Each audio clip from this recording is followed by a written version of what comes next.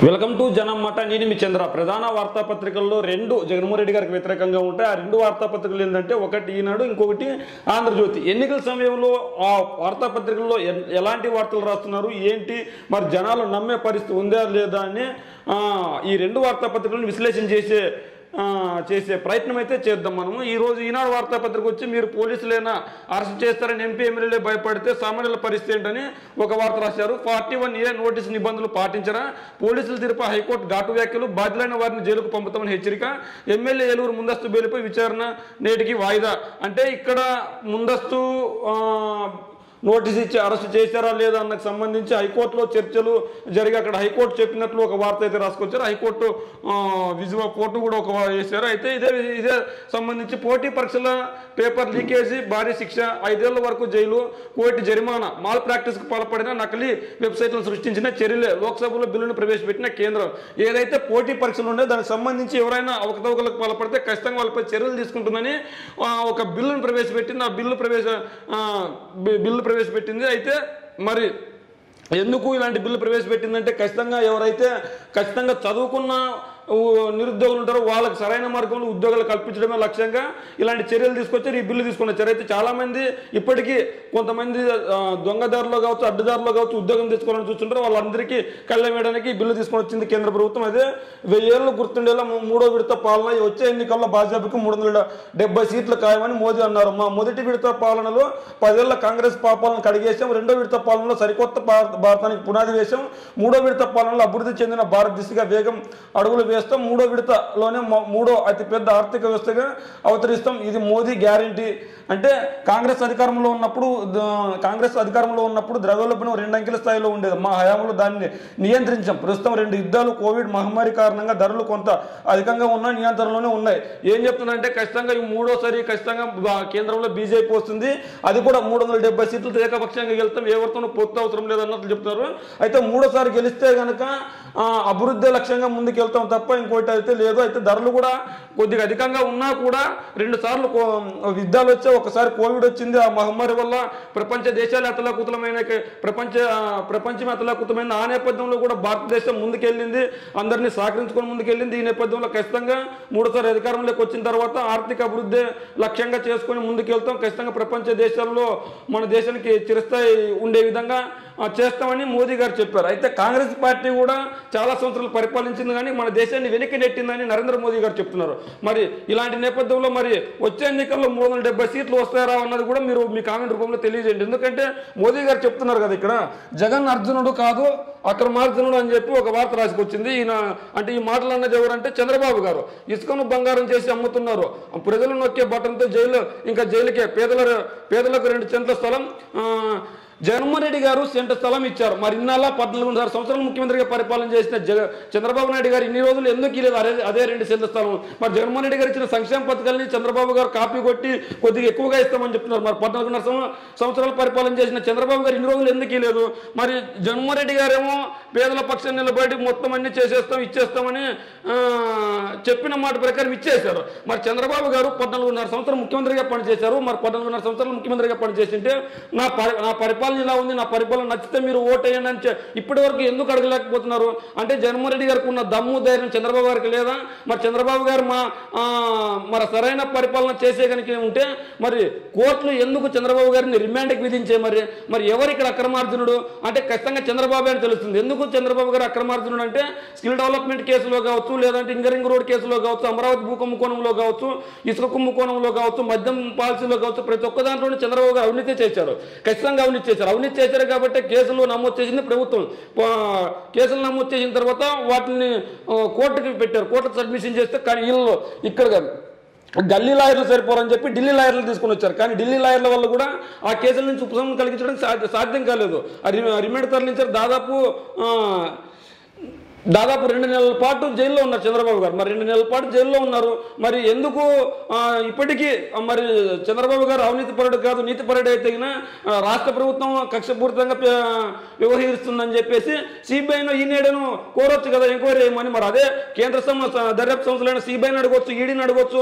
ఆ ఈడీ సంస్థ సిబిఐ సంస్థ కనుక వస్తే చంద్రబాబు గారికి ఖచ్చితంగా శిక్ష పడుతుంది. ఎందుకు శిక్ష పడుతుందంటే ఈయన ఖచ్చితంగా తప్పులు చేశాడు కాబట్టి. అందుకే లేనిపోని అబద్ధాలు చంద్రబాబు గారు చెప్పి చెప్పి చెప్పి అవి నిజం చేసే ప్రయత్నం చేస్తున్నారు. చంద్రబాబు గారు అబద్ధాలు చెప్తుంటే వాటిని నిజం చేసే ప్రయత్నం కొన్ని వార్తాపత్రికలు చేస్తున్నారు. అందులో ఒకటి ఈనాడు, రెండు ఆంధ్రజ్యోతి. ఇదే నేపథ్యంలో మరి కాంగ్రెస్ పార్టీ ఆనాడు జగన్మోహన్ రెడ్డి గారు అక్రమ కేసులు పెట్టింటే 16 నెలల జైల్లో ఉండి దమ్ముగా ఎదుర్కొన్న నాయకుడు ఎవరైనా ఉండారంటే జగన్మోహన్ రెడ్డి గారు. మరి అలా ఎదుర్కోకుండా కేవలం 17 పేరు చెప్పో లేదంటే ఇంకో పేరు చెప్పి ఎందుకు చంద్రబాబు గారు తప్పించుకుంటున్నారంటే ఖచ్చితంగా కేసులకు భయపడుతున్నాడు. మరి చంద్రబాబు గారు నిజంగా చిత్తశుద్ధి ఉండి నిజాయితీ పరుడే అయితే మరి ఎందుకు మంచి పరిపాలన చేయలేదు? నిజంగా అంత మంచివాడైతే ఎందుకు సిబిఐ ఎంక్వైరీ కోరట్లేదు? ఎందుకు ఈడీ ఎంక్వైరీ కోరట్లేదంటే చంద్రబాబు గారి డోలతనం ఇక్కడే బయటపడుతుంది. అదేవిధంగా చంద్రబాబు గారు మాటల్లో నిజం ఎంతుందో కూడా మీరు చెప్పండి. జగన్ అర్జునుడు కాదు అక్రమార్జునుడు అని చంద్రబాబు గారు చెప్తున్నారు. మరి చంద్రబాబు గారి మాటల్లో నిజం ఎంతుందో మీ కామెంట్ రూపంలో తెలియజేయండి. ఇక్కడ పాలనా వికేంద్రీకరణకు ప్రభుత్వం కట్టుబడి ఉంది. భవిష్యత్తులో ప్రజల మద్దతు కొనసాగుతుందని ఆశిస్తున్న వివిధ పథకాల రూపంలో 4.23 లక్షల కోట్లు అందించే అసెంబ్లీలో governor justice S Abdul Nazeer తెదేపా సభ్యులు వాకౌట్. అంటే ఇక్కడ ఏదైతే మన రాష్ట్ర ప్రభుత్వం బడ్జెట్ ప్రవేశపెట్టిందో ఆ బడ్జెట్ ప్రవేశపెట్టలేదు. ఏదైతే గత పరిపాలన ఎలా ఉంది ఏం కథ అని అబ్దుల్ నజీర్ గారు ప్రసంగించాడు. ఆ అబ్దుల్ నజీర్ గారు ప్రసంగిస్తే తెదేపా సభ్యులు వాకౌట్ చేశారు. అదేవిధంగా గవర్నర్ ప్రసంగం అబద్ధాల పుట్ట. 43 లక్షల మంది తల్లులకు అమ్మఒడి ఇస్తే 83 లక్షల పిల్లలకు ఎలా లబ్ధి చేరుతుంది? 30 పేజీల ప్రసంగ పాఠంలో గోబుల్స్ ప్రచారం తెదేపా మండి పాఠం. ఇక్కడ ఒక లాజిక్ మర్చిపోతున్నాం. ఇక్కడ 43 లక్షల మంది తల్లులకు అమ్మఒడి ఇస్తే ఇక్కడ ఈ పాయింట్ చూసుకోండి. మనకి ఇక్కడ ప్రభుత్వం ఏం చెప్పింది? ఇక్కడ 43 మంది తల్లులకు అమ్మఒడి ఇచ్చింది. ఈ వీళ్ళు చెప్పిన ప్రకారం వేసుకుందాం. 43 మంది తల్లులకు అమ్మఒడి ఇస్తే 83 లక్షల మందికి ఎలా వస్తుంది పిల్లలకి అని చెప్తున్నారు. మరి 43 మంది మదర్స్ ఎవరైతే ఉన్నారో 43 లక్షల మంది మదర్స్ ఎవరైతే ఉన్నారో ఆ 43 లక్షల మంది మదర్స్కి ఇస్తే 83 లక్షల పిల్లలకు లబ్ధి ఎలా చేకూరుతుందని వీళ్ళు ప్రశ్నిస్తూ రాశారు. 83 లక్షల పిల్లలకి ఎలా చేకూరుతుంది? అంటే ఇద్దరు ఉండొచ్చు, ముగ్గురు ఉండొచ్చు, ఒకరు ఉండొచ్చు. అప్పుడు మొదట్లో వాళ్ళందరికీ ఇచ్చినాడు జగన్మోహన్ రెడ్డి గారు. అయితే అలా అంటే ఇంట్లో ఇద్దరు లెక్కని చెప్పేసుకున్న 80 లక్షలు ఈజీగా అవుతుంది కదా. అప్పుడు 43 లక్షల మందికి ఇచ్చినప్పుడు 43 తల్లులకి ఇచ్చినప్పుడు ఇంట్లో ఇద్దరు పిల్లలు ఉంటే ఆ ఇద్దరు పిల్లలకి ఇస్తే 83 లక్షలు ఈజీగా అవుతుంది కదా. మరి వీళ్ళు ఎందుకు ఇలా రాస్తున్నారంటే ఖచ్చితంగా జగన్మోహన్ రెడ్డి గారు అమ్మఒడి ఇచ్చిన, జగనన్న విద్యా దీవెన ఇచ్చిన, వసతి దీవెన ఇచ్చిన, నాడు నేడు కార్యక్రమాన్ని తీసుకొని వచ్చిన, లేదంటే మెడికల్ కాలేజీలు తీసుకొని వచ్చిన, విద్యా వ్యవస్థకు పెద్దపీట వేసిన వీరు ఓర్చే పరిస్థితి లేదు. ఇంగ్లీష్ మీడియం తీసుకొని వచ్చిన వీళ్ళు ఓర్చే పరిస్థితి లేదు. జగన్మోహన్ రెడ్డి గారు 83 లక్షల మంది పిల్లలకి అంటే వీళ్ళే రాసుకొచ్చారు 43 లక్షల మంది తల్లులకు అమ్మఒడి ఇస్తే మరి జగన్మోహన్ రెడ్డి గారు 43 లక్షల మంది తల్లులకు అమ్మఒడి అయితే ఇచ్చాడని చెప్పారు. మరి 43 లక్షల తల్లులకు అమ్మఒడి ఇస్తే 83 లక్షల పిల్లలకు లబ్ధి ఎందుకు చేయకూడదు? అంటే ఆ ఇంట్లో ఇద్దరు ఉంటే ఇద్దరికి వస్తుంది కదా. మరి అంటే ఒకరికే ఇస్తారని చెప్పినారంటే జగన్మోహన్ రెడ్డి గారు చెప్పినాక దానికంటే ఎక్కువ ఇస్తున్నాడని వీళ్ళే చెప్తున్నారు. ఏ విధంగా 43 లక్షల మంది తల్లులకు అమ్మఒడి ఇస్తే 83 లక్షల పిల్లలకు లబ్ధి చేకూరింది.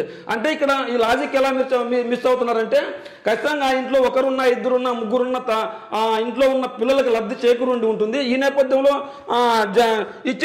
ఇచ్చింటాడు. అంతేగాని జగన్మోహన్ రెడ్డి గారు ఏదో అబద్ధాలు చెప్పలేదు, ఇంకోటి చేయలేదు అని మనం మాట్లాడుకోకూడదు. ఎందుకు అంటే ఖచ్చితంగా జగన్మోహన్ రెడ్డి గారు 43 లక్షల మంది తల్లులకు ఇచ్చాడు, 83 లక్షల మంది పిల్లలు లబ్ధి పొందారు. ఏ విధంగా మనం చూసాం. జగన్ సర్కార్ను భూస్థాపితం చేస్తాం, దగా డిఎస్సీపై నిరుద్యోగుల ఆగ్రహం, 25,000 పోస్టులను ప్రకటించాలని డిమాండ్. విజయనగరం జిల్లా కోటకొడిలో ఆందోళన చేస్తున్న డిఎస్సీ అభ్యర్థులు. ఇక్కడ మనం నిరుద్యోగులు అని వీళ్ళు చెప్పుకుంటున్నారు. మరి నిజంగానే నిరుద్యోగులు ధర్నా చేస్తున్నారా? నిజంగానే డిఎస్సీ అభ్యర్థులు ధర్నా చేస్తున్నారంటే మీరు ఇక్కడ మనం చూడొచ్చు. ఇవన్నీ టీడీపీ జెండాలు. అంటే టీడీపీ జెండాలు పట్టుకుని నిరుద్యోగులు ధర్నా చేస్తున్నారా? అంటే నిజమైన నిరుద్యోగులు టీడీపీ జెండా పట్టుకొని ధర్నా చేస్తారా? అంటే ఇక్కడ మనం ఏం గమనిస్తున్నామంటే అక్కడ లేనిపోని వ్యతిరేకతనంతా టీడీపీ వాళ్ళు సృష్టిస్తున్నారు తప్ప ఇంకోటి లేదు. మరి ఇదే డిఎస్సీ గురించి మరి చంద్రబాబు గారు ఎన్ని పోస్టులు ఇచ్చారు? మరి చంద్రబాబు గారు ఇచ్చిన పోస్టులు ఎందుకు ఫుల్ఫిల్ చేయట్లేదు? చంద్రబాబు గారు ఎందుకు సచివాలయ ఉద్యోగాలు ఇవ్వలేదు? చంద్రబాబు గారు ఎందుకు వాలంటీర్ వ్యవస్థను తీసుకోవడం? చంద్రబాబు గారు ఎందుకు ఇంత పెద్ద ఎత్తున పోలీస్ డిపార్ట్మెంట్ లో జాబ్స్ వదలట్లేదు? మరి చంద్రబాబు గారు ఎందుకు ఇంత పెద్ద ఎత్తున అభివృద్ధి చేయలేదు? ఎందుకు ఇంత పెద్ద ఎత్తున సంక్షేమ ఫలాలు ఇవ్వలేదు? ఎందుకు ఇంత పెద్ద ఎత్తున మెడికల్ కాలేజీలో పోస్టులు ఇవ్వలేదు? మరి ఎందుకు చంద్రబాబు గారు ఇంత పెద్ద ఎత్తున ఉద్యోగులు అన్యాయం చేశారు? అంటే ఖచ్చితంగా చంద్రబాబు గారు దగా చేస్తున్నారు తప్ప ఇంకొకటి లేదు. ఇక్కడ లేని ఉద్యమాన్ని కృత్రిమ ఉద్యమంగా తయారు చేస్తుంది. నిన్నాళ్ళు అమరావతి రాజధానిపై లేని ఉద్యమాన్ని ఎలా అయితే టీడీపీ కృత్రిమ యుద్ధాన్ని తెరలేపింది. అదేవిధంగా ఎన్నికల వేళ ఖచ్చితంగా టీడీపీ జెండాలు పట్టుకొని ఇక్కడ టీడీపీ కండవా కప్పుకొని ఒక అభ్యర్థి వాళ్ళని అభ్యర్థిస్తున్నారు. అంటే ఇక్కడ లేని ఉద్యమాన్ని తెరలేపడానికి ప్రయత్నిస్తున్నారు. అంటే ఇక్కడ ఎవరు ఉద్యమం చేస్తున్నారంటే ఖచ్చితంగా జగన్మోహన్ రెడ్డి గారు పైన ఉద్యమం చేస్తుంది ఒక టీడీపీ కార్యకర్తలు తప్ప ఇంకొకరు కాదు. ఎందుకు టీడీపీ కార్యకర్తలు ఉద్యమం చేస్తున్నారంటే ఖచ్చితంగా రానున్న ఎన్నికల్లో ఎలాగైనా గెలిచాలని కుటిల ప్రయత్నం చేస్తున్నారు. అయినా మీరు ఎన్ని చేసినా జగన్మోహన్ రెడ్డి గారు నిరుద్యోగులకు ఉద్యోగులు ఇచ్చాడు, ఉద్యోగులకు మంచి పోస్టులు ఇచ్చాడు, మంచిగా చూసుకున్నాడు, అదేవిధంగా సంక్షేమ ఫలాలు ఇచ్చాడు, అభివృద్ధి ఫలాలు ఇచ్చాడు.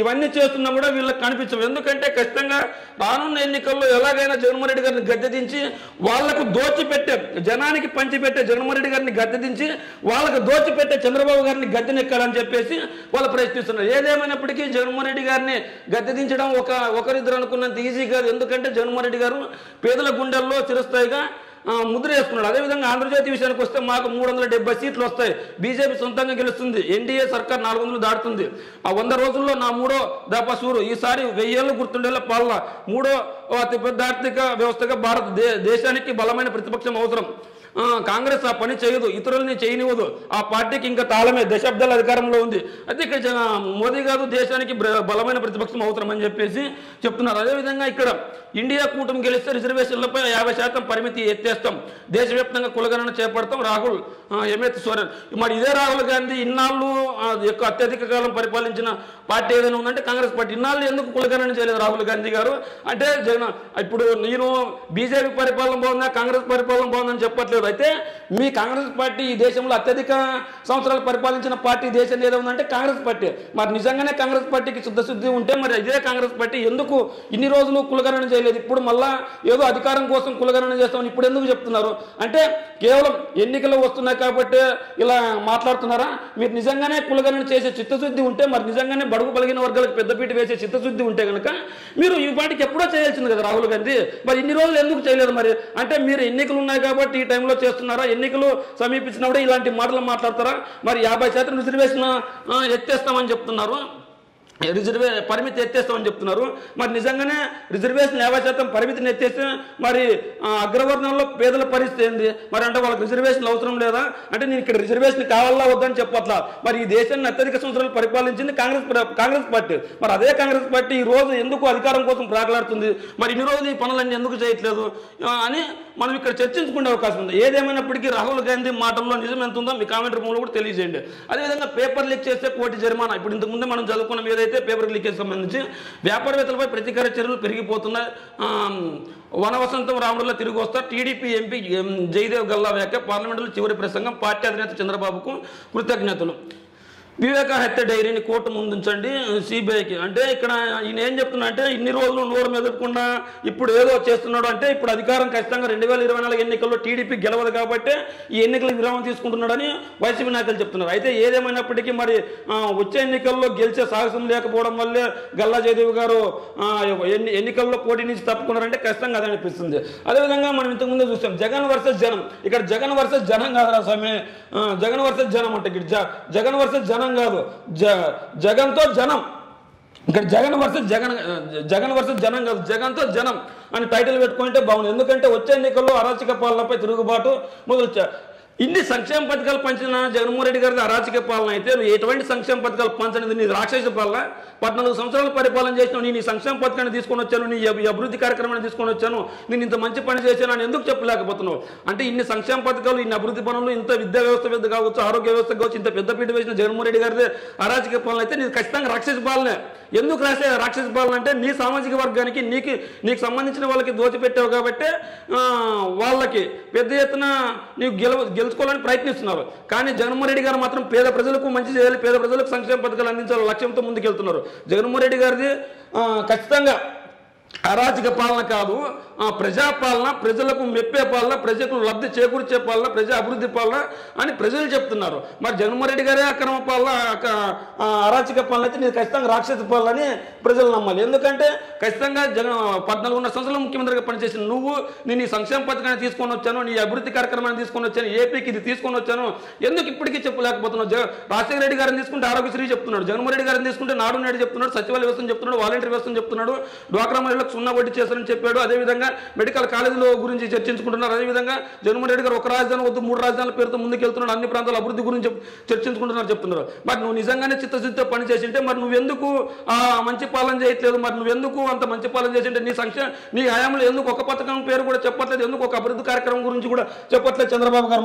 మరి నిజంగానే జగన్మోహన్ రెడ్డి గారు మంచి చేసి ఉంటే వచ్చే ఎన్నికల్లో 175 ఓట్లు గెలుస్తానని చెప్తున్నాడు. ఎందుకు? ఖచ్చితంగా నేను మంచి చేశాను కాబట్టి, నేను మంచి పాలన అంచాను కాబట్టి మీకు నచ్చితేనే ఓటేనని చెప్పిన నాయకుడు, వీరుడు, సూర్యుడు, దూరుడు ఎవరన్నా ఉంటే జగన్. మరి అలాంటి జగన్ గారి మాటలు నువ్వు ఎందుకని లేకపోతున్నావు చంద్రబాబు గారు? అంటే చంద్రబాబు గారు ఎంతసేపు చూసినా ఇక్కడ గెలిపే లక్ష్యంగా పనిచేస్తున్నాడా? అంటే గెలుపు లేకపోతే ఈయన ముందుకెళ్ళడా? అయితే మీరు గెలిపే లక్ష్యంగా అయితే మీరు ఏం చేశారో చెప్పండి, ఏం చేస్తారో చెప్పండి. అంతేగాని జగన్మోహన్ రెడ్డి గారు ఏం చేయలేదని చెప్తే ఖచ్చితంగా ప్రజలు మీకు ఖచ్చితంగా తగిన బుద్ధి చేస్తారు. గత ఎన్నికల్లో మీకు 23 సీట్లు ఇచ్చారు. అయితే వచ్చే ఎన్నికల్లో అవి కూడా ఇచ్చే పరిస్థితి లేదు. అరిచేతిలో వైద్యం, కొత్త మెడికల్ కాలేజీలపై సీఎం రోత పత్రికలు తప్పుడు రాతలు, ఎన్నికల వేళ మభ్యపెట్టే యత్నం, 5 కొత్త కాలేజీలు ఆధునిక వసతులు అంట. కనీసం జగన్మోహన్ రెడ్డి గారు అక్కడ కాలేజీలు తీసుకొని రావాలని ఒక సంకల్పించారు. మరి మీరు ఎందుకు ఆ కాలేజీలను ఎందుకు ఇవ్వలేదు? అంటే చంద్రబాబు గారు 14 సంవత్సరాలు పరిపాలన చేసింటే మరి ఎందుకు కొత్త కాలేజీలను, కొత్త మెడికల్ కాలేజీలను తీసుకోవలేదు? అంటే జగన్మోహన్ రెడ్డి గారు విద్యా వ్యవస్థకు కావచ్చు, వైద్య వ్యవస్థకు కావచ్చు, లేదంటే సంక్షేమ పాలన కావచ్చు, అభివృద్ధి పాలన కావచ్చు, లేదంటే ఒక రాజధాని వద్దు 3 రాజధానులు కావచ్చు, ప్రతి ఒక్కటి తన సామాజిక వర్గం కోసం కాకుండా సమాజం కోసం ఆలోచన చేసిన వ్యక్తి జగన్. మరి ఇదే చంద్రబాబు నాయుడు గారు 14 సంవత్సరాలు పరిపాలన చేస్తే ఎందుకు సరైన విధంగా మీకు మంచి చేస్తున్న ఓటేయండి లేకుంటే లేదని చెప్పలేకపోతున్నాడు? మరి జగన్మోహన్ రెడ్డి గారు ఎందుకు అంత ధైర్యంగా ముందుకు వెళ్తున్నాడు? మరి జగన్మోహన్ రెడ్డి గారు సిద్ధంగా ఉంటే మరి వీళ్ళు ఎందుకు ఇంకా సీట్లే సర్దుబాటుకు సిద్ధంగా లేరు? ఇలాంటి ప్రశ్నలు ఎన్నో లేవనెత్తుతున్నారు.